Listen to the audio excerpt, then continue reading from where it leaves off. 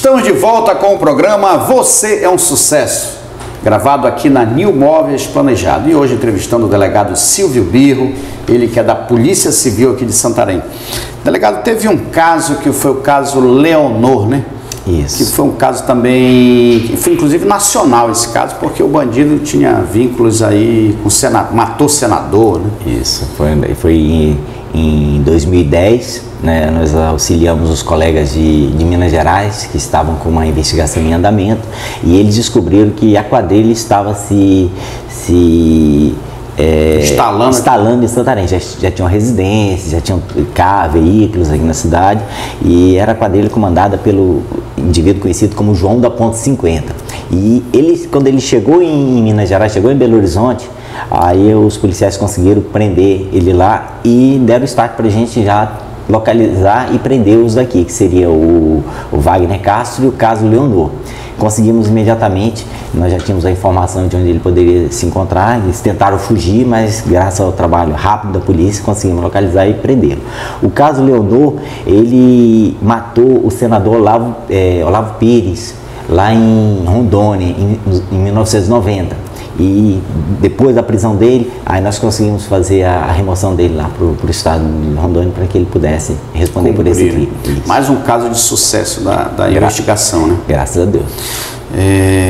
Existe uma máxima que diz assim, o bandido sempre volta à cena do crime. Isso é real? Em regra, normalmente ele volta até para ver o que está acontecendo, em que fase se encontra a investigação, né? E a gente tem algumas técnicas de investigações que a gente consegue visualizar, até com a ajuda da própria imprensa, né? Que a gente consegue algumas imagens, né? E a gente verifica as pessoas que estavam ali, o comportamento das pessoas ali. E em alguns crimes que nós participamos das investigações, como no caso daquela família que foi assassinada em Altamira, que o filho, que era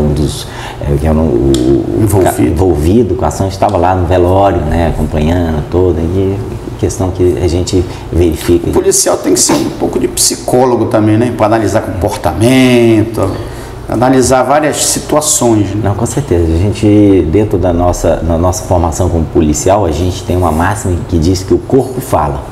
A pessoa não precisa nem estar conversando contigo, só o fato dela estar parada na sua frente, o comportamento dela já está dizendo muita coisa para você. E até a própria vítima, quando a gente chega e verifica uma vítima de homicídio, no caso, um cadáver, a gente verifica várias situações de como ocorreu e que a gente pode visualizar o que aconteceu naquele fato. Os bandidos, eles têm as suas especialidades, né? Tem um bandido que ele só rouba, tem um que só assalta banco, outro... Existe essa... Ou todo bandido é bandido, faz de tudo? Não, existe alguns que eles dominam alguma determinada tipo de atividade. Mas, em geral, depois que eles começam a ver que caíram, foram presos e foram identificados daquela forma, eles começam a migrar, se aperfeiçoar e fazer as outras atividades. No geral, quase todas as atividades criminosas estão ligadas com o tráfico de drogas. Ele faz um assalto, o dinheiro encaminha para o tráfico. Aqui em Santarém tem muito tráfico de droga? Existe. Aqui, inclusive, Santarém é rota internacional de tráfico de droga, né? E tudo que vem por parte da Bolívia, Colômbia, normalmente passa por aqui, por Santarém, né? A gente que é da população comum, a gente nem imagina essas coisas, né?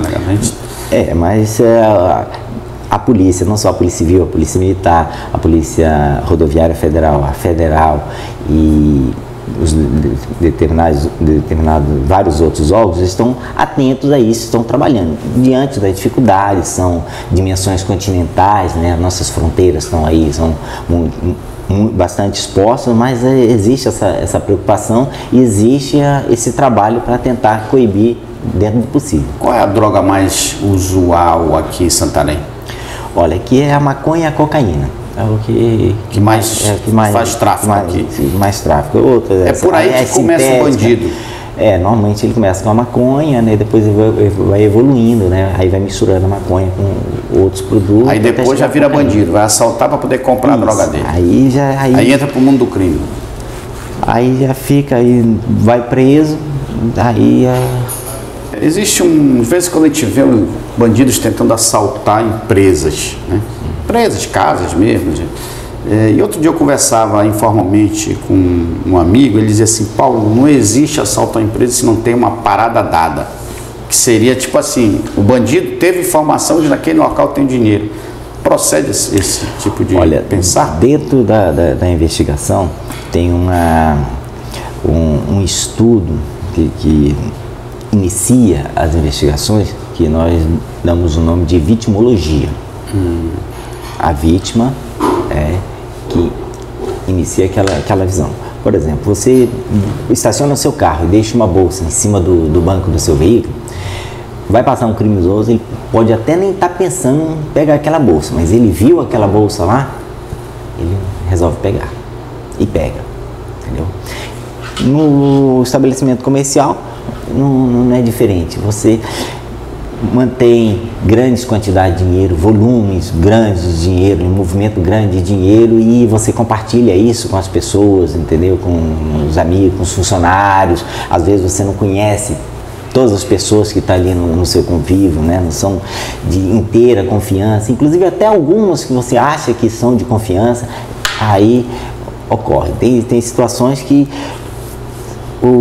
a vítima chega para o delegado, mas só eu sabia que esse material estava naquele local.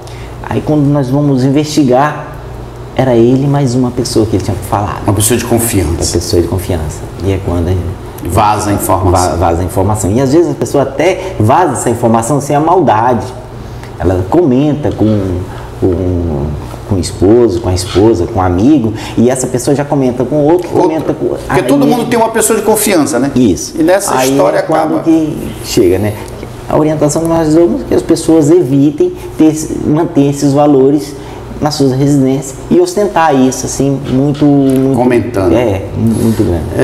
A população comum, que dicas, assim, o senhor como um policial experiente, daria para a população sobre segurança? Por exemplo, não andar de noite sozinho, né? Depois das 11 horas. Sei lá, são coisas que a gente... Que dicas o senhor tem para a segurança da população comum? Olha, pela experiência que nós temos, nós sugerimos para as pessoas, dentro das suas condições, que estabeleçam algumas normas, algumas rotinas assim, que possam ser melhor trabalhadas. Se você tiver condição de ter uma casa com uma cerca elétrica, com uma alarme, uma concertina, né? Dentro do seu muro, alarme, um contato com uma empresa de segurança. Se você não tem condição, mas pelo menos com a sua vizinhança, você saber quem são os seus vizinhos, conversar com os seus vizinhos. Eu vou passar o final de semana lá em Alter do Chão, eu informo pro meu vizinho que eu vou sair, vou para Alter do Chão, não vai ficar ninguém na casa, você vai ficar em determinada hora, em determinado período, deixa o telefone de contato, entendeu? Isso são detalhes que a gente repassa para as pessoas. Outra coisa, as pessoas fecham as suas residências, colocam o muro alto, portão todo fechado. E isso, conversando com os próprios criminosos, eles nos informam que as melhores residências para eles atacar são essas. Aquelas casas que tem aquela cerca vazada, né, que dá para você visualizar pelo lado de fora, eles evitam. Porque quem está passando na rua está vendo o que está acontecendo ali dentro. E a maioria das pessoas tem uma ideia diferente sobre isso, entendeu? E essa é uma das orientações que a gente passa para as pessoas, né? Para você evitar rotina. Antes de você chega na sua casa, você observa como é que está o movimento. Se tiver alguém próximo da sua casa, dá mais uma volta no quarteirão, para com o vizinho, conversa com o vizinho um pouquinho, evita, porque normalmente essas entradas e as saídas da residência são as horas mais frágeis, onde os bandidos se aproveitam dessa situação. Tem pessoas que, mesmo que não tenha um sistema de segurança e monitoramento de câmera na sua residência, mas antes de você sair, primeiro chega no seu portão, abre rápido, dá uma olhada lá, vê se está tudo ok para sair com o seu veículo. Não é ser neurótico. Como eu disse, Santarém é uma das cidades melhores para se viver no país. Se você for em outros centros, você vai estar horrível. Ainda estamos dentro da normalidade. Nossos índices de crime estão dentro da normalidade. Inclusive, alguns anos atrás, Santarém foi considerada uma das cidades mais seguras do país. Por uma revista nacional. Aí. E agora vamos para o quadro Bate Pronto.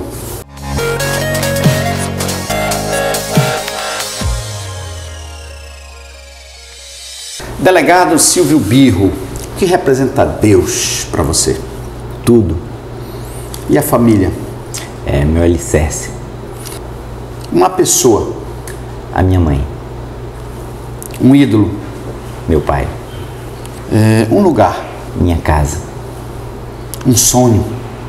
Viver muito com a minha família. Uma frase? Deus é tudo. Um hobby? Prática de nunchaku, arte marcial. Um livro? Operação Cavalo de Troia. Uma música? Era uma vez no Oeste, de Ennio Morricone. Uma comida preferida? Mexido do meu pai. Você prefere o dia ou a noite? À noite.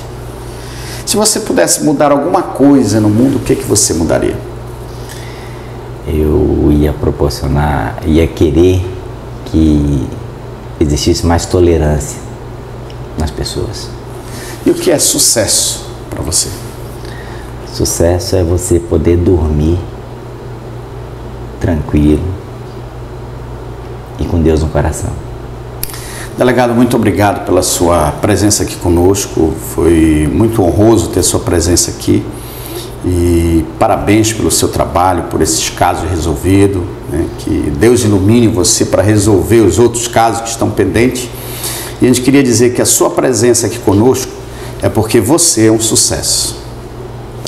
Eu que agradeço, e eu só queria aproveitar essa oportunidade de agradecer também a minha família que me apoia nesse trabalho que eu desenvolvo, e aos policiais que fazem parte da minha equipe, podendo nominar aqui o meu escrivão Francisco, os meus investigadores Magalhães, Oswaldo, Adriano, Bruna, os que trabalharam, Rômulo, Paranatinga, João Antônio, Afonso, Carlinho, Hélio e tantos outros que sempre trabalharam comigo com confiança.